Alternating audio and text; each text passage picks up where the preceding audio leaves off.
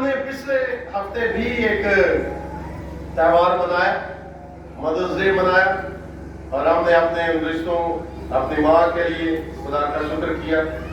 ویسے ہی ہم کئی دنوں کو خاص اہمیت دیتے ہیں جس میں ہم برتھ ڈے مناتے ہیں، اور ہم یہ دن مناتے ہوئے خوش ہوتے ہیں کہ خدا نے ہمیں ایک زندگی عطا کی، ایک جان کا اضافہ خدا نے ہمارے خاندان میں کیا، اور ہم اس بچے کے لیے کیک کاٹتے اور خوشی کا اظہار کرتے ہیں جب تک کہ اس نے ابھی اپنی زندگی میں کوئی بڑا کارنامہ نہیں سر انجام دیا ہوتا۔ ہم وہ سب کچھ توقع میں کر رہے ہوتے ہیں کہ کل کو وہ ایک بڑا آدمی بنے گا، کل کو وہ بڑا نام کمائے گا، کل کو وہ بڑے بڑے کام کرے گا۔ تو ہم اس امید میں اس بچے کا جنم دن مناتے ہیں، اور اسی طرح ہم میموریل سروس بھی مناتے ہیں یا برسی مناتے ہیں، اور عموماً برسی یا میموریل سروس تو خاص طور پر ان لوگوں کا منایا جاتا ہے جنہوں نے کوئی کارنامہ سر انجام دیا ہو، اپنی زندگی کو خوبصورت طریقے سے انجام دیا ہو، اور میموریل سروس میں، برسی میں ہم ان کی ان باتوں کو، ان کارناموں کو یاد کرتے ہیں۔ لیکن خدا یسوع مسیح کے تعلق سے جب ہم ان دونوں باتوں کو دیکھیں، برتھ ڈے منانا یا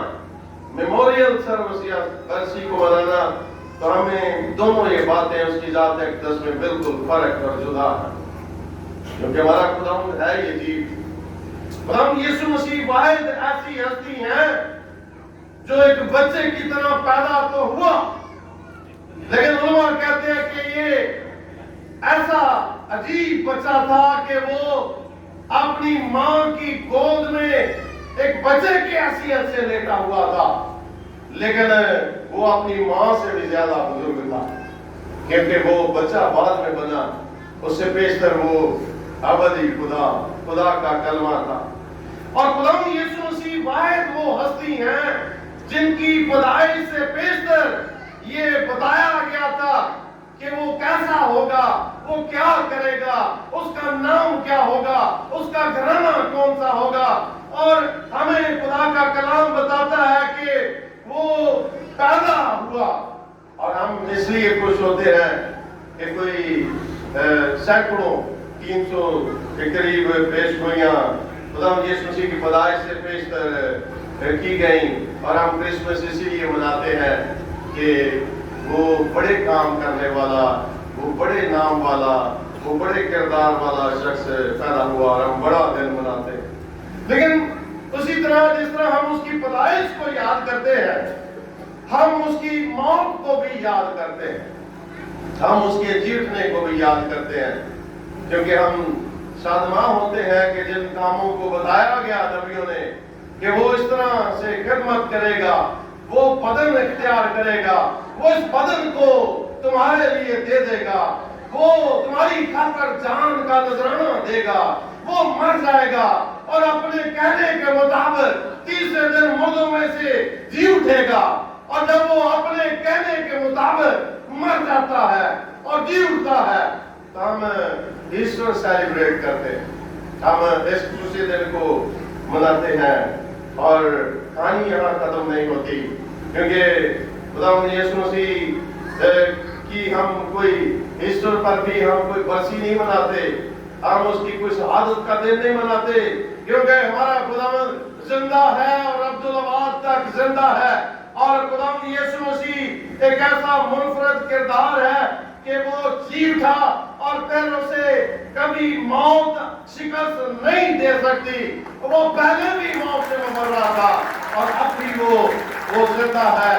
اور ہمیں ایسٹر کے بعد بھی ہمیں خدا شکر گزاری کا موقع دیتا ہے، خوبصورت تہوار دیتا ہے، اور وہ تہوار عید سعود ہے جو 40 دن کے بعد رونما ہوتا ہے۔ خدا یسوع مسیح ہمارے جو ہم رسولوں کا عقیدہ جو اس نے ایمان بنایا، ہم اس رسولوں کے عقیدہ میں کہتے ہیں کہ وہ کنواری سے پیدا ہوا، وہ پینتوس پلاطس کے ہاتھ میں دکھ اٹھاتا ہے، وہ مر گیا، وہ مصلوب ہوا، وہ مر گیا، وہ دفن ہوا، وہ تیسرے دن مردوں میں سے جی اٹھا۔ اور اس ایمان کا اگلا حصہ کیا ہے کہ وہ آسمان پر چلا گیا اور باپ کے دانے طرف جا بیٹھا۔ اور پھر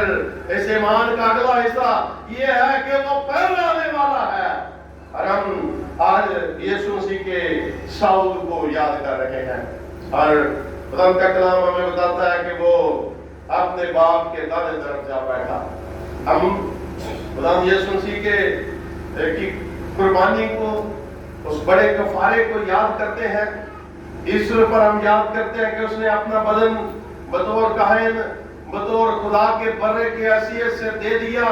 اور وہ ہمارے لیے، جس طرح میں اتوار پہلے آپ کو بتا رہا تھا کہ وہ ہماری قربانی ہے، وہ خدا کی وہ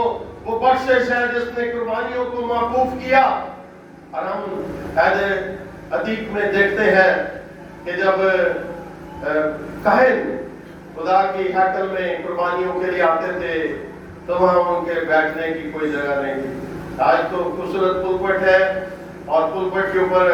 کہیں میں نے دیکھے ہیں کہ بڑے شاندار صوفے بھی لگے ہوتے ہیں اور بڑے شاہی تخت جیسا لگا ہوتا ہے، اس طرح خادم بیٹھے ہوتے ہیں۔ لیکن ہیکل میں کاہن اس طرح پاک ترین مقام میں بیٹھ نہیں سکتے تھے،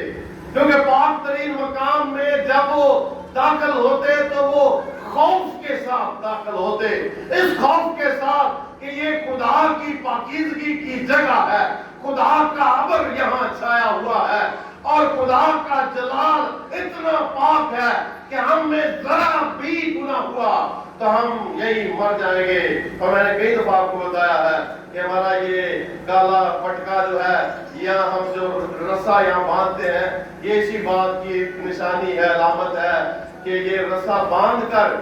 اندر جایا جاتا تھا، اور اگر کوئی کاہن اندر مر جاتا تو اس کو اسی رسے سے باہر کھینچ لیا جاتا تھا۔ اور کاہن کبھی پاک ترین مقام میں نہیں بیٹھتا تھا، اور ہمیں خدا کا کلام بھی یہ بتاتا ہے کہ وہ نہ صرف وہ خاص خصوصی تہوار جو کفارے کا تہوار ہوتا اس پر کاہن کبھی نہیں بیٹھتا، بلکہ وہ 24 گھنٹے کبھی بیٹھتے نہیں تھے، کیونکہ انہیں قربانیاں کرنی ہوتی تھی۔ بار بار لوگ اپنی قربانیاں لے کر آتے اور وہ ان کا خون لیتا اور وہ مذبح پر اس خون کو لے کر جاتے۔ اور لیکن ہمارا کاہن جو عظیم سردار کاہن ہے، خدا کا کلام کہتا ہے کہ وہ سب کام ختم کر کے اطمینان کے ساتھ باپ کے دانے بیٹھا ہوا ہے۔ خدا کا کلام یہ نہیں کہتا کہ وہ بے چینی سے باپ کے حضور میں کھڑا ہوا ہے، اس کا کوئی کام ادھورا نہیں ہے، اس نے جو کہا ہے وہ کیا ہے۔ اور ایک خادم کہتا ہے کہ وہ ہاتھ باندھے کسی خادم کی طرح اپنے باپ کے حضور کھڑا نہیں ہے، وہ جھکا ہوا نہیں ہے، وہ اپنے باپ کے دانے اطمینان کے ساتھ بیٹھا ہوا ہے، کیونکہ وہ باپ میں سے نکلا ہے، وہ باپ سے ماتحت نہیں ہے، وہ اور باپ ایک ہیں، اور وہ اپنے اسی تخت کو، اسی اختیار کو، جس کو پالوس نے کہا کہ وہ اس سے خالی ہو کر آیا، وہ اپنے اس جلال سے،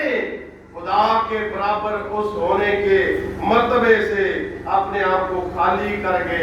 ہمارے درمیان آیا، اور اب وہ پھر وہی جلال اور وہی اختیار اپنے باپ کے پاس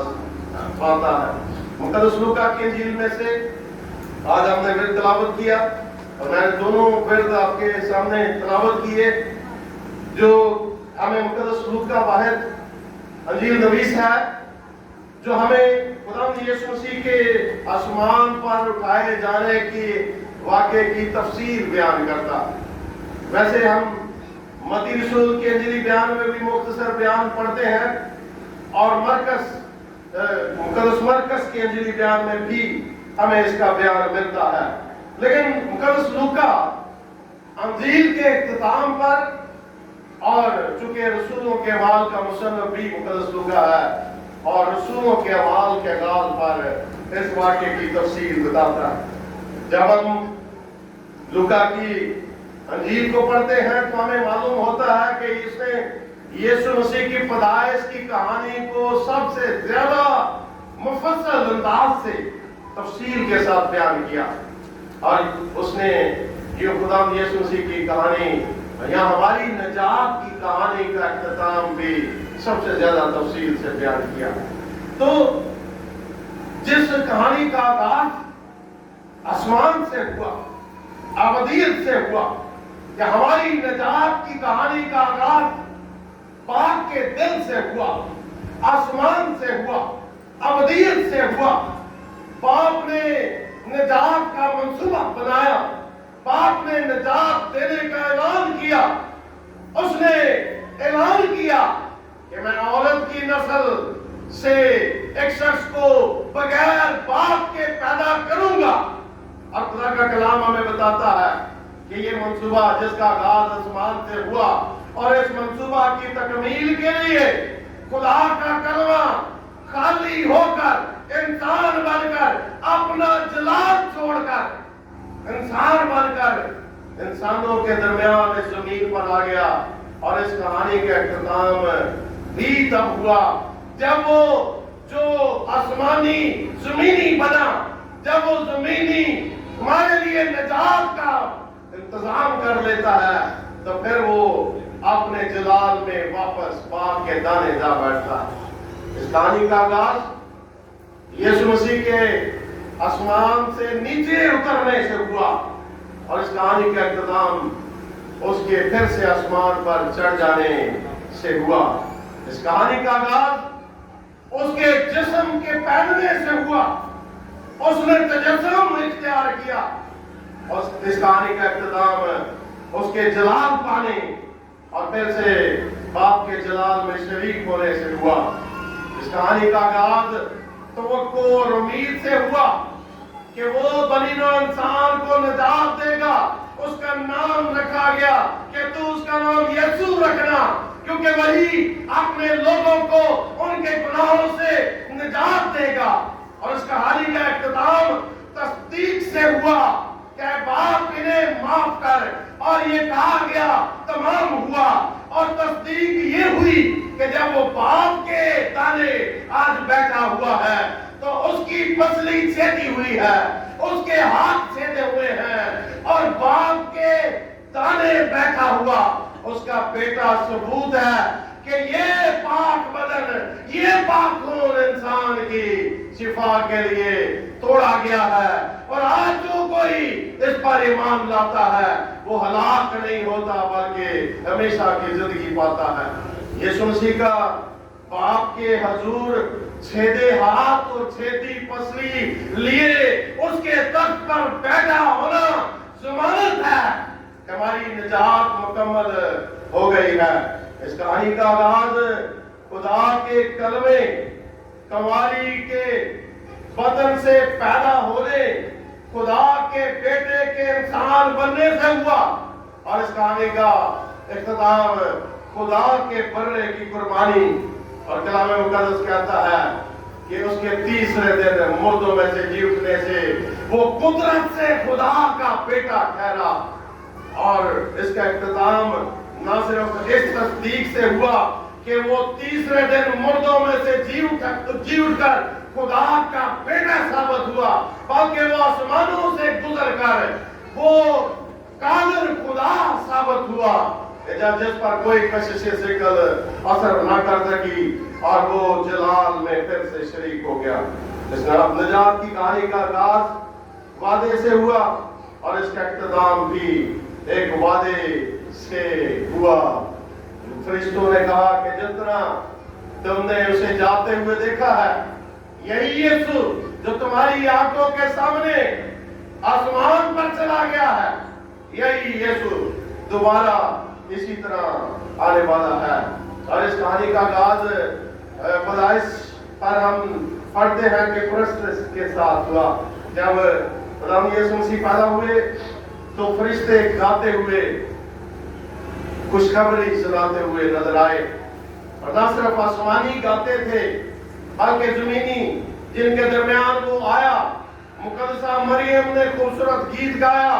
میں خدا کی بندی ہوں، میرے لیے تیرے قول کے موافق۔ الیشبا نے کہا تو عورتوں میں مبارک ہے اور مبارک ہے تیرے پیٹ کا پھل، اور اس نے اس پیدا ہونے والے یسوع کو بھی مبارک کہا۔ زکریا نے خدا کی تعریف کی، شمعون نے جس نے اسے اپنی باہوں میں اٹھایا کہا میں نے خداوند تیری نجات کو دیکھ لیا جو تو نے اس بچے کی صورت میں تیار کی۔ اور نبیہ حنا نے خدا کی تعظیم کی جو اسرائیل کی تسلی کی منتظر تھی، جو ہمیں یہ ایماندار پرستش کرتے ہوئے اس کو اس امید سے پرستش کر رہے ہیں کہ یہ اسرائیل کی تسلی بنے گا، یہ نجات دہندہ ہے جو خدا نے دنیا کے لیے تیار کیا ہے۔ اور اس کہانی کا اختتام بھی پرستش سے ہوا۔ مقدس لوکا کی انجیل کا بیان ہمیں بتاتا ہے کہ شاگردوں نے اسے جب الوداع کہا تو کوئی الوداع خوشی کے ساتھ نہیں کسی کو کرتا، لیکن انہوں نے خوشی کے ساتھ اسے الوداع کہا اور وہ خوشی سے گاتے ہوئے اور ہیکل میں ہر روز خدا کی تعظیم میں گاتے اور خدا کی حمد کرتے ہوئے جمع ہوئے۔ اور زبور 24 جو ہم نے گایا بھی ہے،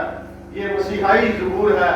یہ یسوع مسیح کی نبوت کرتا ہے، اور یہ زبور یسوع کے آسمان پر جانے کے واقعے کو عکس بند کرتا ہے۔ یہ آسمان پر جانے کے اس منظر کو ہمیں دکھاتا ہے۔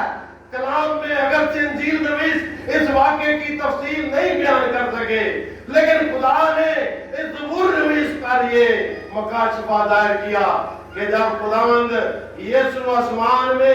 داخل ہوا، ایک فاتح جنرل کی طرح داخل ہوا، تو ایک خادم اپنی تصور کی آنکھ سے دیکھتا ہے کہ وہ اپنے رتھ پر سوار ہے، اور اس کے رتھ پر جس طرح کوئی بھی فاتح جنرل جو جنگ کو جیت کر آتا تھا تو اس کے رتھ پر دشمن کے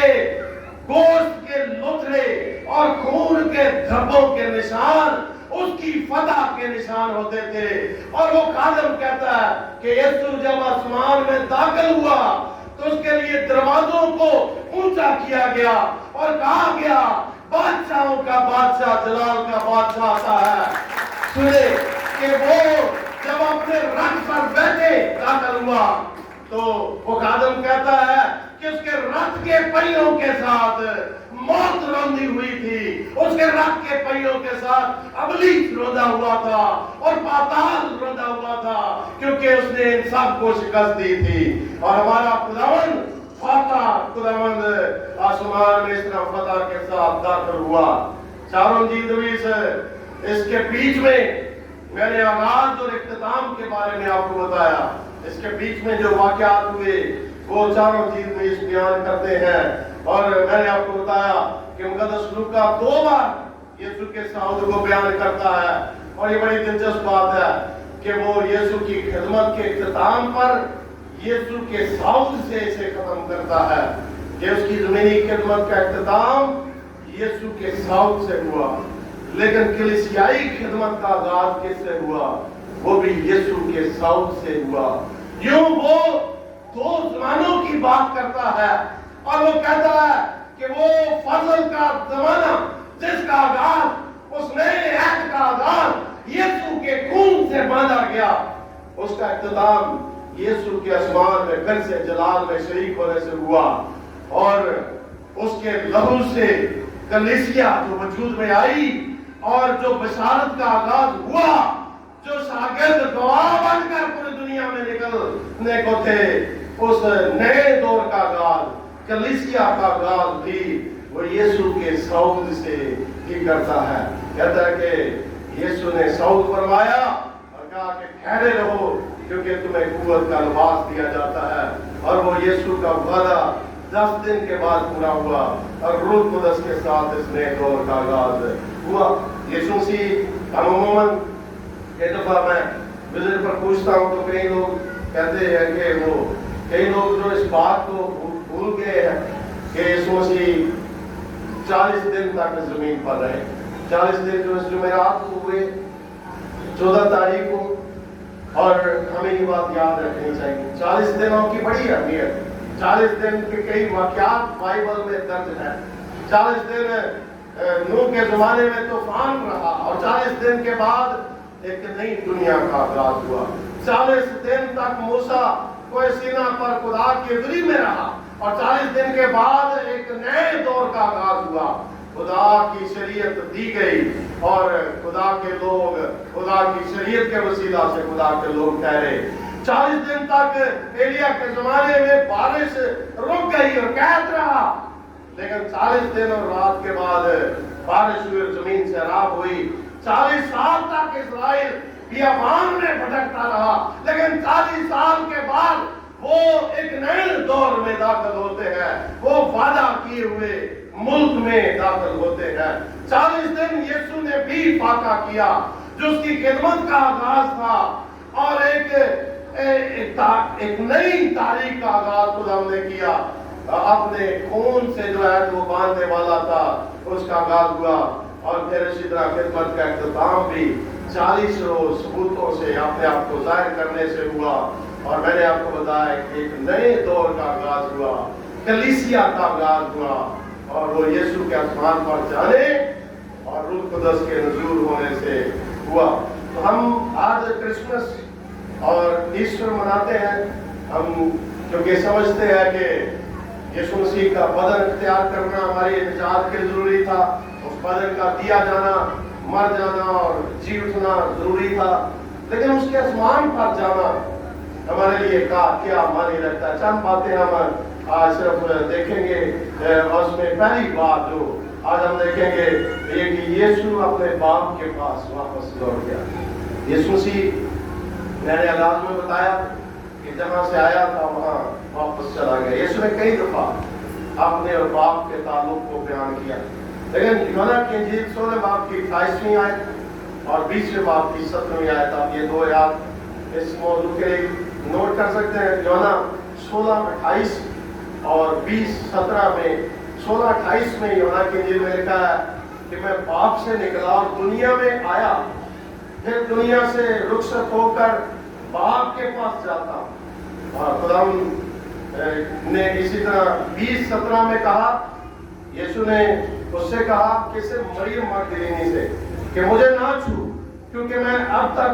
बाप के पास ऊपर नहीं गया।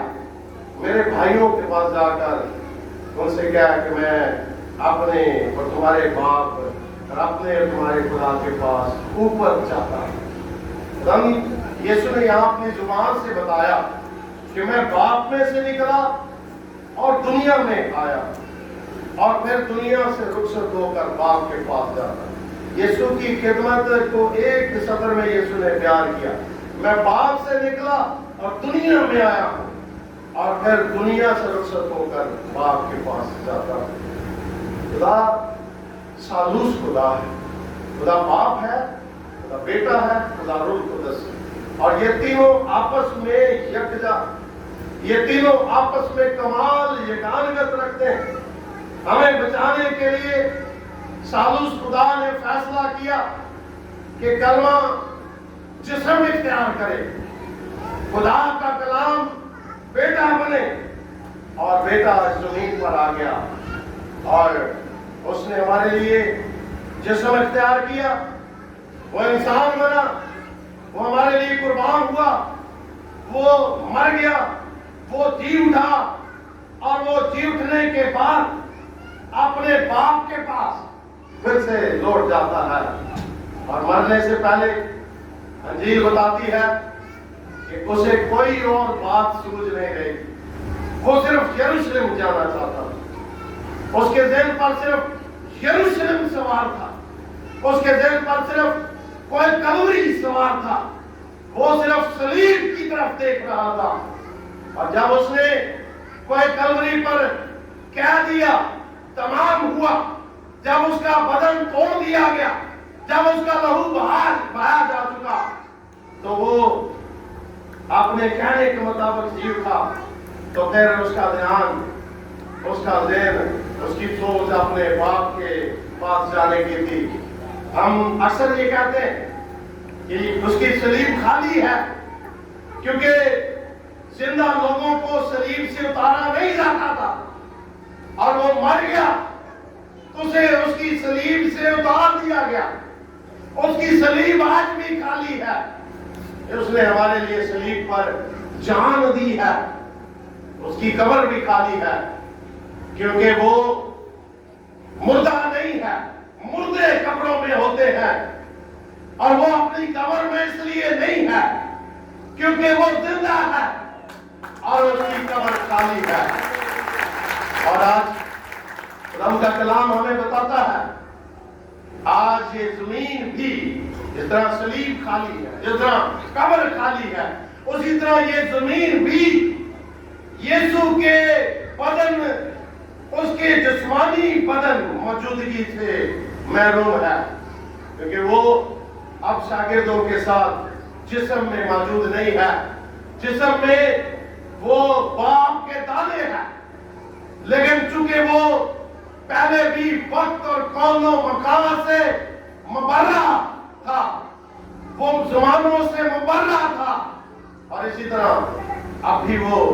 وقت اور زمانے اور کون و مکان سے مبرہ ہو گیا ہے۔ ہم عموماً آسمان پر جانے کے لیے اوپر کی طرف جاتے ہیں، لیکن آسمان اوپر نہیں ہے، آسمان چاروں طرف ہے۔ اگر آپ سائنس پڑھتے ہیں تو آپ کو معلوم ہے کہ یہ زمین بھی فضا میں صرف ملحق ہے، گردش کر رہی ہے، اور اس کے چاروں طرف آسمان اور ابدیت ہے۔ اور آسمان صرف اوپر نہیں ہے، آسمان دائیں بھی ہے، بائیں بھی ہے، نیچے بھی ہے، اور وہ جب آسمان میں چلا گیا تو اس کا مطلب یہ ہے کہ وہ فضا میں، ابدیت میں چاروں طرف موجود ہے۔ پہلے وہ جسم میں محدود تھا، لیکن اب وہ پھر سے لامحدود ہو گیا ہے، اور وہ لامحدود خدا جو جس طرح داؤد کہتا ہے، تو نے مجھے آگے پیچھے سے گھیر رکھا ہے، میں کہاں جاؤں؟ میں آسمان پر چڑھ جاؤں، میں پاتال میں اتر جاؤں، میں پانیوں میں چلا جاؤں، میری خوابگاہ میں، میرے رامگاہ میں، ہر جگہ تو ہی تو ہے۔ اور خداوند اگرچہ جسم میں ہمارے درمیان موجود نہیں ہے، لیکن اس کا وعدہ جاتے ہوئے یہی ہے کہ دیکھو میں دنیا کے آخر تک ہمیشہ تمہارے ساتھ ہوں۔ وہ آج ہمارے ساتھ زیادہ قریب ہے، وہ ہمارے زیادہ قریب ہو گیا ہے۔ جہاں 2 یا 3 اس کے نام پر جمع ہوتے ہیں، اس کے بیچ وہ موجود ہے۔ وہ باپ میں سے نکلا اور باپ کے پاس پہنچا ہے، کیونکہ وہ زندہ ہے۔ اور یوحنا رسول کو اس نے کہا کہ میں پھر مرنے کا نہیں، بلکہ اگر ہم مکاشفہ پہلے 1:18 پڑھیں تو یوحنا کو اس نے الفاظ جو کہے وہ یہ ہے، یسوع نے کہا دیکھ میں مر گیا تھا اور اب زندہ ہوں، اور غور کرے اس نے کہا میں عبدالآباد تک زندہ ہوں، اور اس زمین پر جو رہتے ہیں وہ عبدالآباد زندہ نہیں رہتے، اس زمین پر مرنے والے لوگ رہتے ہیں،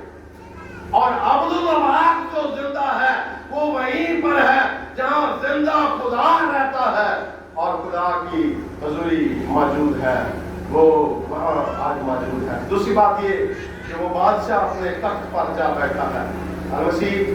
ایک وعدہ کیا ہوا ابدی بادشاہ بھی تھا اور ہے، وہ داؤد کے گھرانے میں بادشاہی کرنے کے لیے آیا، اور جب وہ آیا تو ہم جانتے ہیں اس کہانی کو کہ بادشاہ اسے سجدہ کرنے کے لیے آیا۔ وہ آیا تو کوئی جنگجو بن کر نہیں تھا، لیکن اس وقت کا حاکم ہیرودیس خوف سے کانپنا شروع ہو گیا۔ اس بچے کی پیدائش سے وہ اتنا پاگل ہو گیا کہ اس نے چھوٹے بچوں کو اس شبہ میں مار دیا کہ میں اس کا خاتمہ کر سکوں۔ کیسر وسط جو روم کا شہنشاہ تھا، وہ پوری دنیا کا اس وقت حکمران تھا، وہ اس ننھے بچے کی مرضی کی تکمیل کے مطابق عمل کرتا ہے۔ وہ اسم نویسی جاری کرتا ہے کہ اس کے والدین بیت لحم میں جائے اور وہاں وہ بچہ جیسا لکھا ہے وہاں پیدا ہو۔ اور خداوند یسوع مسیح یہ ہمیں خدا کا کلام بتاتا ہے کہ یوں بیت لحم میں پیدا ہوئے۔ उसकी खिदमत के आगाज पर उसने कहा कि आसमान की बादशाही तुम्हारे नजदीक आ गई है, तौबा करो। और फिर खुदा ने कहा कि बल्कि तुम्हारे दरमियान है। दानियल नबी ने ये मंजर रोया में देखा। दानियल 7:13-14 अगर हम पढ़ें तो दानियल 7वें बाब की 13वीं आयत में लिखा है कि मैंने रात को रोया में देखा और क्या देखता हूं कि एक शख्स आदमजाद की मानद आसमान के बादलों के साथ आया और कदीमुल अय्याम तक पहुंचा और उसके हुजूर वो उसे उसके हुजूर लाए और सल्तनत और अजमत और ममलकत उसे दी ताकि सब लोग उम्मतें और अहले लुगत उसकी खिदमत गुजारी करें। और उसकी सल्तनत अबदी सल्तनत है जो जाती ना रहेगी और उसकी ममलकत लाजवाल होगी। तो हमने जिस्मानी आंखों से इस नजारे को नहीं देखा और ना अजीज नबी हमें बताते हैं, लेकिन यहाँ इख्तिसार के साथ यहाँ दानियल नबी बयान करते हैं कि वो किस तरह शाहाना अंदाज में बादलों के साथ जलाल के साथ वो आया और उसे सल्तनत दी गई, उसे हशमत दिया गया, उसे जलाल दिया गया और उसकी सल्तनत अब्दुल-आबाद तक जारी है। और खुशी की बात यह है कि वो अपने तख्त पर जा बैठा क्योंकि वो उसी का हकदार था, क्योंकि वो बादशाहों का बादशाह है। उसकी सल्तनत जमीन की सल्तनत नहीं थी। उसने जाते हुए कहा कि मुझे आसमान और जमीन का इख्तियार दिया गया है। और खुदा यीशु मसीह आसमान पर बाप के दाने इस इख्तियार से आज बैठा है क्योंकि बाप ने उसे ये अदालत का इख्तियार दिया है। मुकाशा की किताब में खुशखबरी हमारे लिए ये है कि मुकाशा की किताब में लुदीकिया की कलीसिया और आज हम सब के लिए वादा है। खुदा ने कहा कि जो गालिब आए मैं उसे अपने बाप के साथ अपने तख्त पर बिठाऊंगा। और ये अल्फाज यीशु के हैं। यीशु कहता है कि जिस तरह मैं गालिब आकर अपने बाप के साथ उसके तख्त पर बैठ गया, उसी तरह यीशु ने कहा कि जो गालिब आए मैं उसे अपने बाप के साथ इस तख्त पर बैठाऊंगा। और तीसरी बात ये कि अल मसीह ने अपने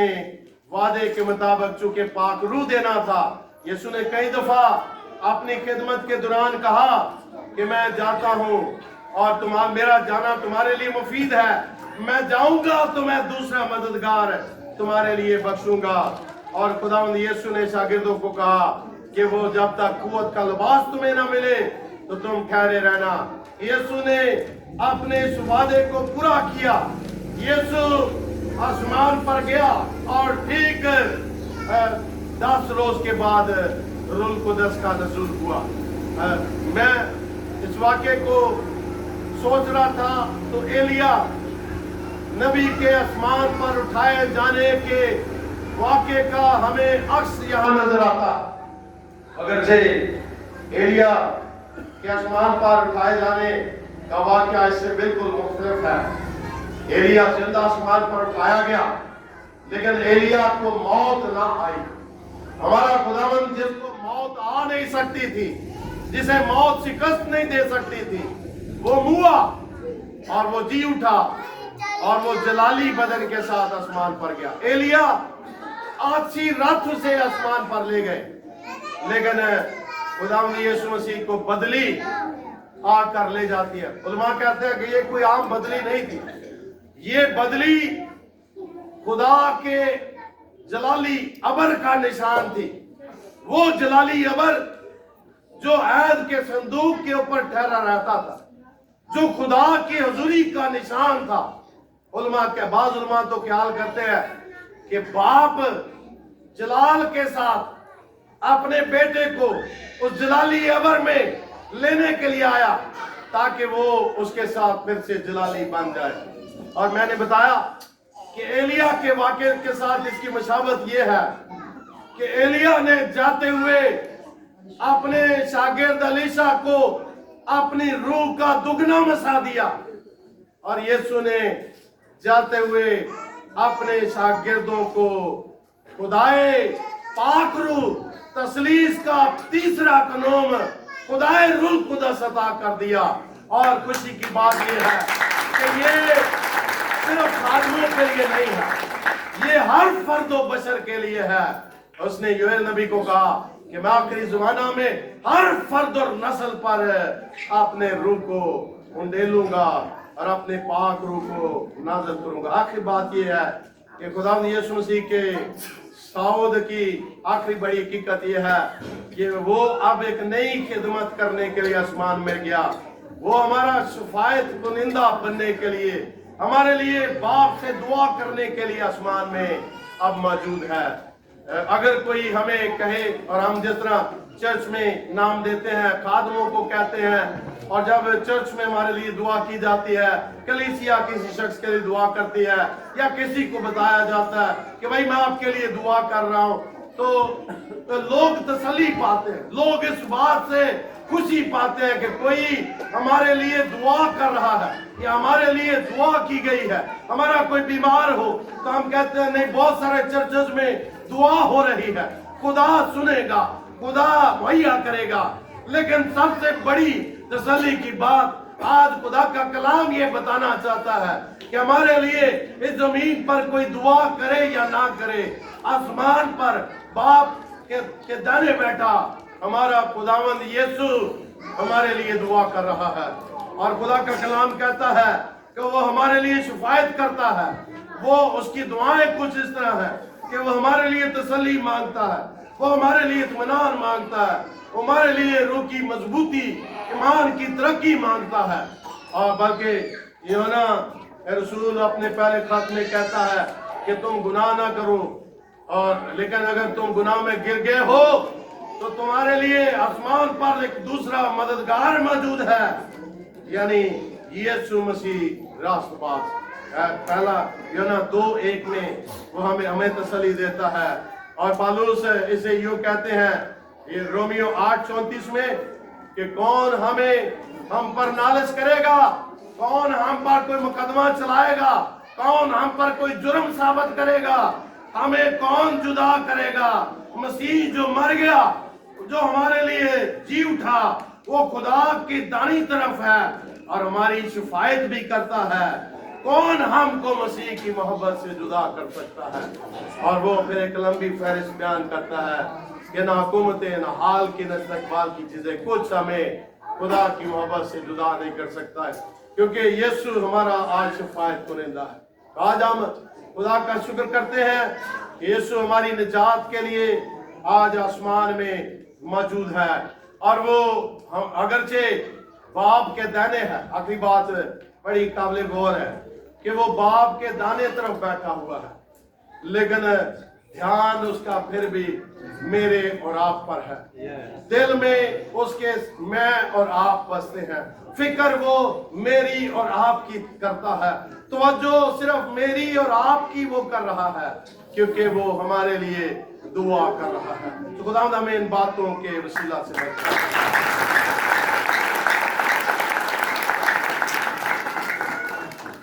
दुआ मांगे। आसमानी बाप परवरदिगार खुदावंद, हम तेरा शुक्र करते हैं कि तुम यकीन करते हैं तेरी दुआओं के